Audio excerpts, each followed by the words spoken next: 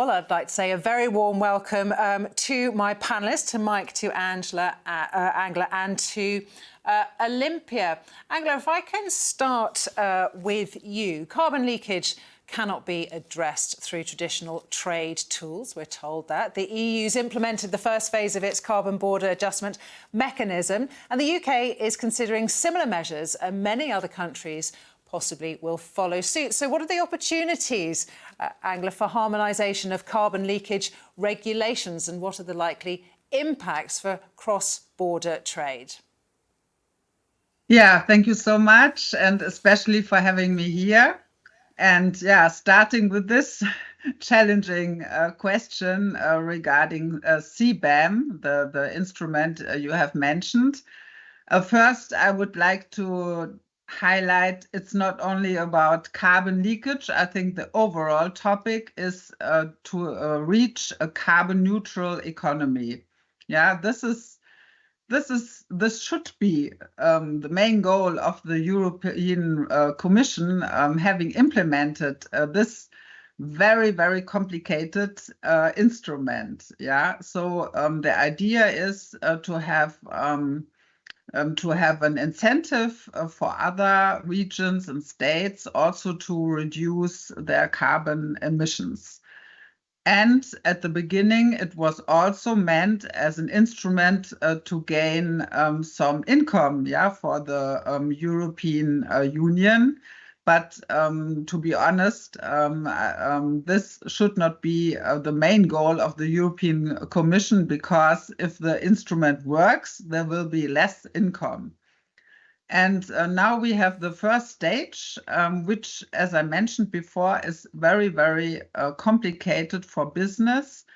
And this is not the only threat of this instrument. The complication of custom procedures and new barriers to trade, but also we already seen some reactions from other countries because they are not happy with what the European Union implements. For them, they do not see it as an instrument to reach a better world, a clean world, a carbon neutral world, but an instrument to protect the market. And this is, of course, the real danger of this instrument. So we think it would be a very good idea, for example, to have the emission trading system, yeah, overall in the world, to really have a working instrument if you look at the goal of climate protection, yeah, and the carbon neutral world. But as it is now, it's a burden for our industry, our own industry, the European industry. And of course, it will lead to reactions from other countries where there could be trade distortions, and we hope that they won't be too high. Okay, Angela, thank you very much. Very interesting response there. Olimpia, I want to bring you in now to talk about decarbonisation. Of course, the focus has shifted from oil to critical minerals as key commodities, really crucial in that transition. But perhaps, just for those of us who aren't that familiar, just explain to us what critical minerals are and why they're important. Thank you very much for having me here today. So critical minerals are the foundation of not just the green energy transition, but also the modern world we are trying to build, a more sustainable, greener and cleaner world.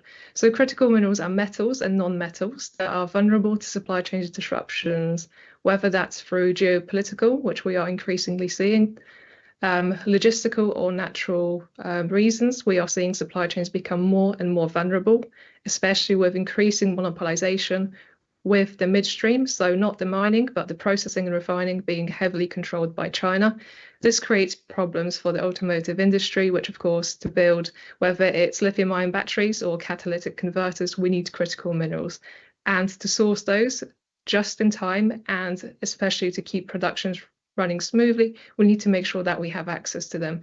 Unfortunately, in the past few years, we have seen a lot of geopolitical tensions, which have led to supply chains being disrupted quite abruptly, especially we've seen recently with the invasion of Ukraine by Russia and the nickel fiasco that followed.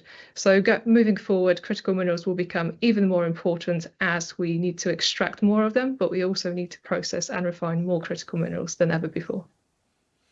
Well, Olimpia, you raised some really important issues. I think we're all familiar with some of the problems, but we're not familiar with what the solutions might be. When it comes to sourcing critical minerals, it's something we've heard a lot about. And of course, for many decades, trade policy internationally has focused on reducing tariff barriers through FTAs. We're familiar with that, but there are no tariffs on imports of critical minerals, and yet it's still a problem. There are still problems in the supply chains, aren't there? Supply chains really crucial for battery manufacturing. What are the reasons for those problems as you see it? Is it extraction capabilities or is it something else? So extraction is only part of the story. Of course, we have to face the facts that we have been underinvesting into exploration for many years now, with traditional commodities such as gold or iron ore getting a lot more critical minerals. And that has led also to the monopolization of the midstream, which I mentioned earlier, with China controlling pretty much all of the graphite supply needed for electric vehicles, significant amounts of rare earth elements as well, which puts supply chains in incredibly vulnerable positions where if we want to have a secure supply chain, we now need to look at alternatives. Where can we get those critical minerals from reliable partners that will make sure production runs smoothly on time, but we also have to consider price and of creating some of these alternative chains. Now, at the moment, this poses two major issues for battery manufacturers, one being security of supply. How do we make sure that battery materials are always coming in on time when the producers need them for social governance? We know there are reports. Olimpia, apologies. We're having a few difficulties with your line. I'm so sorry for interrupting you. We are having your line is a little bit glitchy, so we'll just try to fix that. But Olimpia, thank you very much. In a nutshell, Olimpia was saying there that it was a lack of investment originally, and that in some ways we're playing catch up on that. But we'll go back to Olimpia for more details on that as soon as we're totally sure that that line is fine. Mike, can I bring you in now? I want to talk to you about the circular economy. Again, something we hear about a lot as part of the mix of solutions for this ever increasing demand for a more sustainable economic model. Can you just give us an overview, just explain to us a little bit exactly what remanufacturing is and where it fits into this circular economy? Absolutely, Daisy. Yeah, it's a pleasure. I love being involved in remanufacturing because you're taking something that's going to be scrapped, melted down or disposed of in some way, and you're actually giving it a completely new life. So it's much more than a repair. I think there's a lot more we need to do to educate people about that. You're taking a product, you're completely stripping it, completely reprocessing it to a new standard that's as good as a new product. So the same warranty as a new product. So people don't need to be buying new products all the time if you can buy remanufactured. So it's a real big step forward. Within automotive, it's really good that we are pretty good at it. We've been doing it for 40 years and the industry's developed. But going forward, it's even more critical for automotive because as we make this transition to battery electric vehicles, we still have to service all of the demand that we've already got out there. We don't want to be servicing that demand by new engines all the time. So if we do get an engine that fails or a gearbox, for example, and you have to replace it or a battery, you want to be doing that in the most environmentally friendly way. And remanufacturing allows us to do that, and we just need to do more of it. Okay, so interesting there that, Mike, you're saying there is a bit of an education piece to be done, but actually the story is pretty positive. You're saying the industry is good at it, but needs to do even more. But I suppose that's where policies and policy makers come into the equation, isn't it? So how should they be more supportive of the circular economy, do you think? So that's part of the education piece that we've got to do, and it's great that today we've got a bit of a voice to do that. But it all what we call cores. So a product which is failed, we're going to remanufacture it. We call it a core. It's the lifeblood. So without that core, you've got nothing to work with. You don't have a material. Okay. Now, around the world, trade policy treats cores differently. Sometimes it treats it as waste. It's not waste. Sometimes they treat it, well, they don't really know what to treat it as, so they treat it as new. Now, the UK government needs to take a lot of credit with this, because working with SMMT, we have been able to educate UK policymakers, and they've allowed us a tariff suspension. So we at Autocraft now are able to bring in cores, failed engines in particular, globally, and we're just starting to trade with Australia on remanufacturing of product, which we weren't able to do easily before because there were some barriers, there were tariffs, how do you classify it? So that whole classification piece, credit to the UK government, they put in this tariff suspension or a framework around it, it's working well. We'd like to see other countries around the world embrace it in the same way. Okay, very interesting. Thank you, Mike. Olimpia, I'm going to bring you back in here, sticking with policies and policy makers globally, but again, coming back to this issue of critical minerals, but looking at critical mineral partnerships. We know that countries like the US, Japan, Australia, the EU and the UK are negotiating these critical minerals partnerships. What should be the main commitments included in those agreements? If you could write those agreements, how would you write them? At the moment, we're definitely seeing a lot of memorandums of understanding and various forms of critical mineral agreements. However, those tend to be incredibly vague and focus on generic collaboration, research. But what's missing are tangible action goals and also KPIs. So how can we effectively track that, for example, those goals that were set out with those agreements or memorandum of understanding have been met, and that they have been met in a timely manner. So going forward, partnerships with the Global South will be absolutely essential, especially looking at the commodities that are very enriched in Africa or Latin America.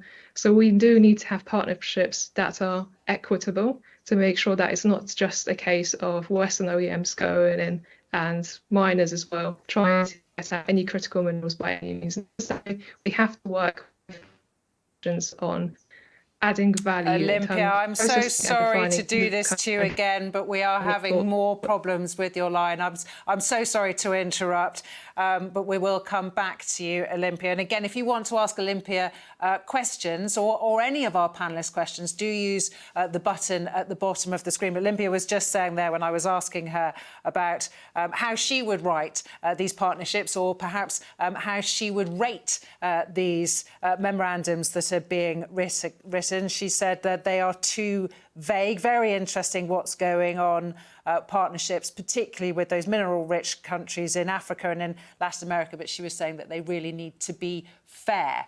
So they need to be more specific, they need to be more transparent, I'm guessing, and they need to be perhaps fairer. But we will come back to Olimpia. I'm afraid this is just one of those risks, isn't it, with virtual live links. Angela, let me bring you back in now. I want to talk about de-risking. De-risking seems to be such a key driver for future supply chain regulations, of course, to enhance resilience, that resilience that has been so tested in the last couple of years. Looking specifically at the German automotive businesses, they have long developed trade and investment ties with the rest of the world. They've been very, very good at that. China specifically, the German-China relationship. So is China, Angela, more of a risk for global supply chains, or is China indispensable to the success of the European automotive industry, do you think? I would say the last, coming back to your last question, it's indispensable. Yeah, China is indispensable, having all the challenges we are having right now. I will come back later to this, but if you look at the chances we have and also the innovations which come from China, yeah, when we now have the next step into the world of automated driving, or look at the battery experience China has, and also look at the size of the market. Yeah, I think we cannot go away from this market, and we also look for cooperation. And when you look at the regulations, you asked about the regulations at the beginning. We have some national special thing now. The first China strategy coming from a government, I think, in Europe. Yeah, the German China strategy. And of course, we as the automotive industry, we were in the focus somehow, because some of our members are very much engaged in China, and the German government was or is a little bit concerned on this. But on the other side, we really need this market, and we need other markets which are not open today. Yeah, so the question to the governments, yeah, the German government and especially the European Union, is to do more on market opening, yeah, on trade agreements. I was very happy to hear that my colleague Vinny from India, they are also supporting the free trade agreements, and I think it's a win-win situation for all, yeah, to get this market access. And you can see that the UK is heavily engaged, and we really appreciate this in negotiation free trade agreements with other countries. Yeah. So if you want to be resilient, I think we have to do both. We have to cooperate, and we have to look at the risks. And the risk nowadays, you have also mentioned it in your conference today a few times. It's a geopolitical risk, yeah, and they are really there. You can see now the war in or the terrorist attack in Israel, and there are things where we. There will have consequences on the economics, and we have to take it as it is. And therefore, the big risks, I think, are much more into the sad development of the geopolitical outlook we have. Angela, this might be an unfair question because, of course, the news is changing so much and is so recent. But you mentioned there the Gaza-Israel tensions and the war. And is it, at the moment, how are you viewing the risks that presents to this industry, if you can make any comment on that? I think it's very difficult to make to look at the concrete consequences, but it shows us that our world is at the moment not predictable. Yeah, and this, of course, gives a lot of uncertainty, and it gives us also the work to cooperate. Yeah, to show that the industry, at least, we can work together. Yeah, and that we try to support peace. I think this is an important goal, but of course the consequences, I don't want to look at it too much. I mean, there could be, you've seen already with Russia and Ukraine, there are already huge consequences, and we hope that we can stop this unlucky developments. Yeah, Angela, I know we would all echo those thoughts. Angela, let me just turn your attention to subsidization schemes a little bit. You know, is the VDA concerned about international trade tensions linked to those schemes? Yeah, and I'm pretty sure you also want to know about the China anti-subsidy investigation and the opinion of VDA. Of course, yeah, to look at the question in general, unfair subsidies have to be looked at. Yeah. I mean, we really support the WTO framework. So if there are worldwide, I mean, not only in China, in Europe, anywhere, if there are unfair subsidies, they should be abolished. Yeah, they should be dismantled. In the case of the anti-subsidy investigation coming now from the European Commission, I mean, we are in the middle of the investigation. The outcomes, they are not clear at all. I mean, we have to look at them very carefully. We also have to look at political responses coming from this investigation, which again gives also a heavy burden, a bureaucratical burden for the companies. I mean, there are questionnaires with 46 pages to be answered in a very short time frame.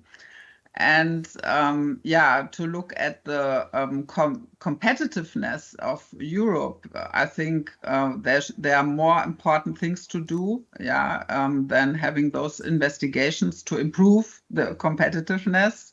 Yeah, we should really look at those topics where we can improve. I'm sure everybody who's had to fill out one of those 46-page documents would be delighted to hear you saying that, Angela, and would wholeheartedly agree. Olimpia, let me bring you back into the discussion now, and I want to stick with the subject of subsidisation and particularly some of these perhaps less than seemingly fair types of subsidisation. When we're talking about extraction and refining projects that demand significant funding, Olimpia, is there a risk of an uncontrolled race to subsidisation?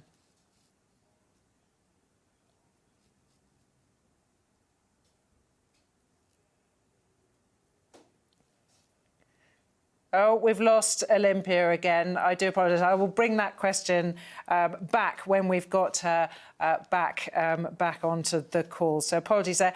Mike, let me bring you back in here. Recent headwinds have shown us all quite how vulnerable supply chains in this industry can be. Of course, you know, we're well aware of the story, and we're well aware of some of the reasons, whether it's, you know, COVID or lockdowns, whether it's situation in Ukraine. But talking about how that can lead then to critical shortages of critical components, what role can remanufacturing and remanufacturers play to help with supply chain problems? Well, it's been we've been a beneficiary of it, bluntly. During COVID, because we remanufacture so much of the product, we don't need as many new components compared with a new engine or a new battery. So we had customers that would normally prefer a new engine through perception, who were forced to change to remanufactured because we could still keep our supply lines running with around 20% of an engine, for example, of parts being needed to remanufacture, meant that we could keep our lines running much easier. And we supplied engines into Europe, actually, for some ambulances to one customer during the pandemic. They're now sticking with remanufacturing because they've now got the confidence that the quality is as good, it's cheaper, and they get all the environmental benefits as well. So our order book went up by over 300% before we actually closed our order book during the pandemic. And it's fast-tracked some customers to use Reman and really grown our sector. It's the same on EV batteries. I mean, on an EV battery, we're only replacing, on average, one of the modules rather than a complete pack. So when the supply chains have had disruption and there's not been a full packs able to come in from Asia, for example, we've been doing hundreds and now thousands of packs. So it's all about resilience. With remanufacturing, you're not relying on every part being at that production line every day at the right time, just in time. You've got a lot of product which frankly would be waste, which you can then harvest parts from and put back into a proper remanufactured product. So for us, it's been fantastic. And I think it's been the catalyst for us for the growth that we're still seeing now. So even though the disruption's less than it was, we've not gone backwards, and we've just got to keep pushing forwards. Very interesting, Mike, there. Your stories about how sometimes necessity forces people into a situation that they wouldn't have chosen if they'd been left to their own devices, but then actually they say, well, that worked out really well. It's almost like beggars can't be choosers, but then actually look back on something that was forced upon them and think, gee, it worked out for the best. Really, really interesting examples there. Now, I'm keeping everything crossed that we've got Olimpia back on the line. Olimpia, are you with us? Can you hear me?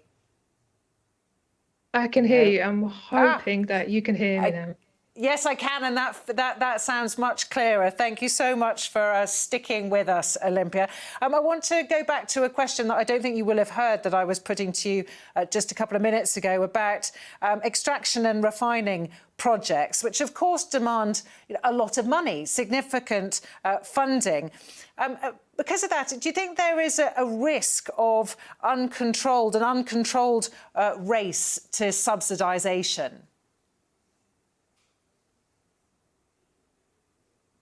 At the moment, we haven't seen that at all.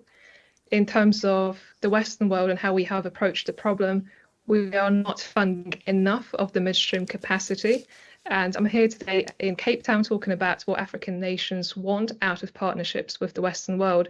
And it's become very clear that retaining as much value add within Africa is absolutely crucial. So whether it's not just in country, but regionally, and prevent a lot of loss from some of those skills, job creation, as well as the profits.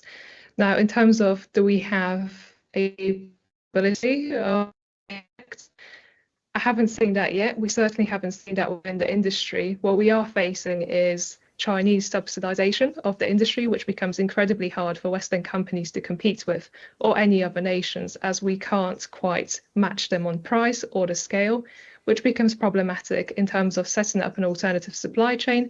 If we want to have a more responsible supply chain, it tends to cost a lot more money. And that then clashes with actually, if OEMs want to compete effectively with Chinese companies, then they have to have lower prices. And there is a little disconnect. I would say that we definitely need more funding in the midstream space to help the Western world move away from China's monopoly. But also, we need to make sure that governments, when they do pick projects, that they back the winners and not the losers. And at the moment, we've seen a little bit of a disconnect with certain projects that don't have the right fundamentals being subsidized, where perhaps there are better options. So I think there's a policy change that's required to make sure that we are actively selecting the best projects that have strategic and commercial value. Really interesting. So a bit of a work in progress, I think. I think it's fair enough to say. Thank you very much. Mike, coming back to you, looking into the future, what role do you think a business like Autocraft can play in the electrification of the industry? We're really fortunate that we, with Faraday Challenge through the SMMT UK government, set up a fund for taking and developing technology for EV batteries. And we've developed a technology to allow us to repair and remanufacture batteries, but we have to modify our business model. Engines, gearboxes, turbochargers, they're relatively easy to move around the world in terms of cost per unit. The barriers I've already spoken around are still a challenge, but the cost per unit, if you start to move a battery, they're big, they're heavy. So we're going to have to go more in market. So our focus now is really taking this great British technology and globalizing it locally around the world. SMMT recently gave us some advice and helped us establish a facility over in Arnhem in the Netherlands. So we've finally become an international business with small steps. And over the next 18 months, we're expecting to go to the US, possibly Australia, certainly into Norway, those EV hotspots, so we can repair the batteries, remanufacture the batteries on a much more scalable local level, again reducing the carbon impact of that transportation. Okay, well, no shortage of ambition there, Mike. Thank you very much. Angela, I want to bring you back in now and talking about some of the things that can curtail ambition, and namely the fact that very often trying to do the right thing can be expensive. So if you're trying to make your supply chain as resilient as possible, if you're trying to make sure that your sourcing is as ethical as possible, sometimes that can incur extra costs or extra administration, which of course is expensive. How can we help on that in that situation? Yes, of course, the goals you have mentioned are very important for our customers and for the companies themselves. Yeah, all our VDA member want to be resilient and want to have a sourcing which is ethical and accepts human rights. I mean, I think there we all have the same goals. This is very clear. But how do we reach it?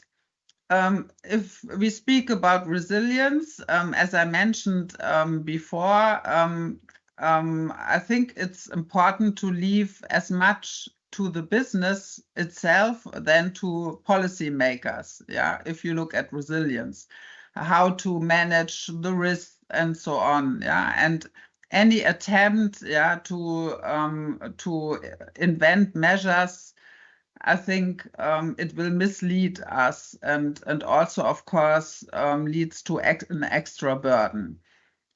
If you look at human rights, due diligence, I think there the politicians, they really wanted to do something and they made it in Germany as well. Yeah, we have this Supply Chain Act since July 2021.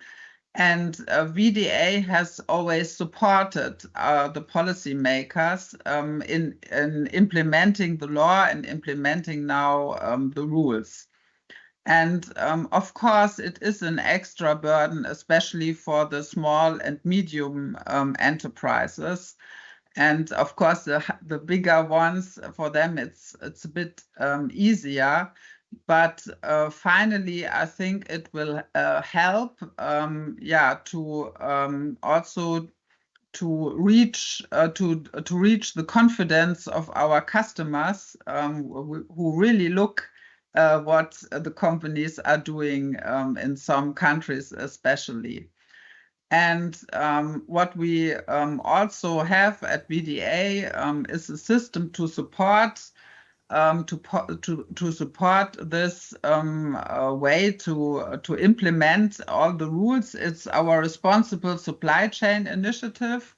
And there we try to find a common approach for our members to fulfill all these requirements, which are hopefully not developing too much. And we can also see that other countries start to implement such rules for ethical sourcing and supply chain due diligence. And we can also hope that this will not lead to new barriers in trade. I think that's a very, very good point that a lot of people will be thinking of when we talk about supply chain due diligence. Of course, it is about wanting to do the right thing and make sure that you've ticked all those boxes. But also, as you were saying, Angela, it's about reassuring customers, because that's the sort of area that is more and more increasingly important, particularly to a younger demographic. And I just wonder what you might foresee as coming down the track on supply chain due diligence. Are there any trends that you're seeing, or what might be next? I mean, what we have as a fact is the European law.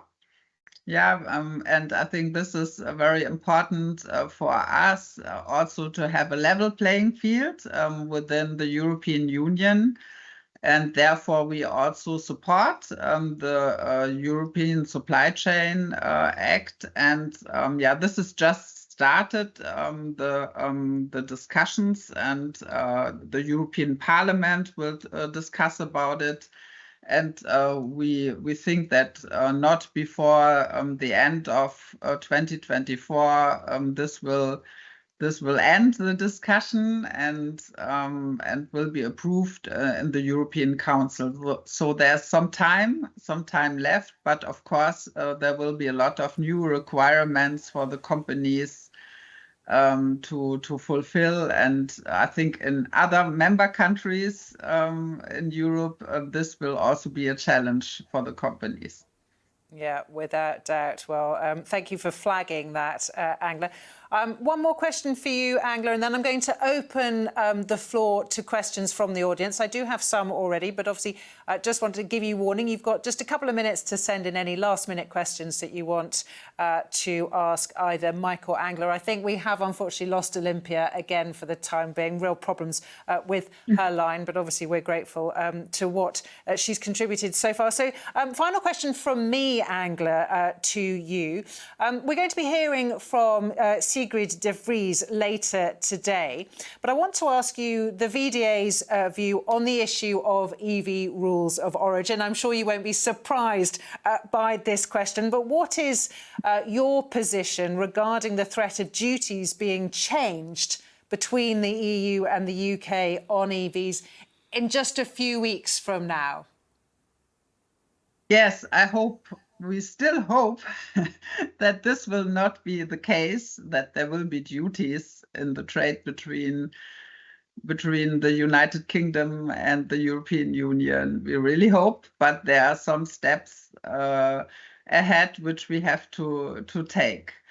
And I think from the industry point of view, on both sides with our friends from SMMT and the other associations in the European Union, especially VDA, we are working now for ages on this topic, even before enter into force of the free trade agreement between the European Union and the UK.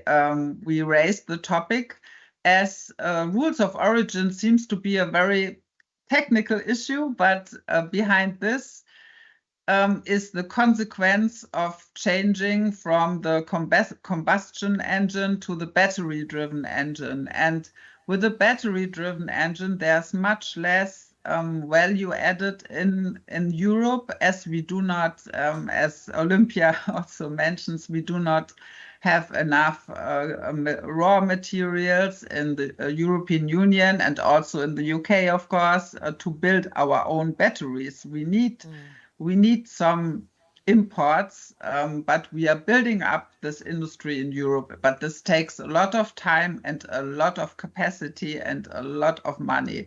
So we have asked for lowering, for a little bit changing the rules of origin in order that a car built in Europe with a battery is able to fulfill the requirements of free trade. So until now, the politics, the European Commission, they did not agree to, have not agreed yet to our proposal. But the consequence, of course, would be very sad, because we then would have to compete with imports from other regions where they already have an advantage with the batteries. And of course, the tariffs will give the European production and the UK production a further disadvantage. And we really hope that the politicians, that they see the realities. I mean, we are building up on a European supply chain for batteries, but we are not there, and we need this change of the rules of origin. So hopefully a really free trade between the UK and European Union. I pray for this. I'm sure that you're not the only person saying your prayers on that subject, Angela. OK, we've just got a couple of minutes for questions. Mike, let me come to you. We've had a question in for you. And it says, what's preferable for those in the engine supply chain business, building stronger relationships with markets where vehicles are likely to remain in production for longer, or forging better trade deals with markets on track for a 2035 transition? In short, Could UK trade policy act as a carrot for what we have or a stick to drive development? Oh, it's a complicated question. I think we just, personally, I think we need to be flexible. We just need to find a way of managing through it.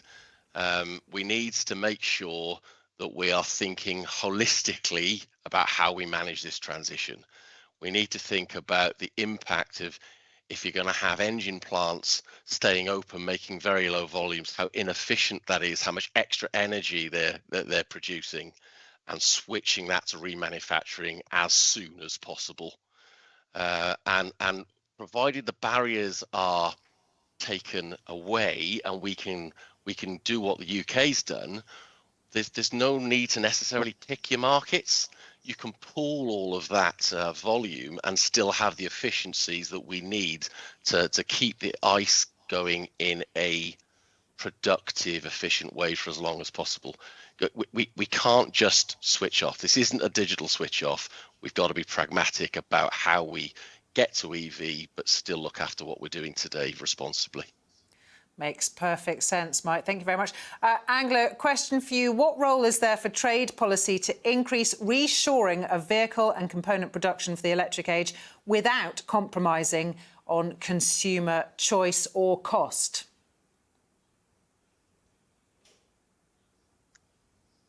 Reshoring, yeah, is not so new, but the concept in everybody's word. But as you have, as the person who gave these questions already hints on, is that there will be, of course, there would be a huge price increase as well. Yeah, I mean, this is what we learn at university when we start to study economics, that the division of labor has some advantages. Yeah. Beside of working together and maybe contributing to peace and a common and mutual understanding, it gives price advantages and it gives a lot of chances for less developed countries. Yeah. So I think with the concept of reshoring, we really have to be careful.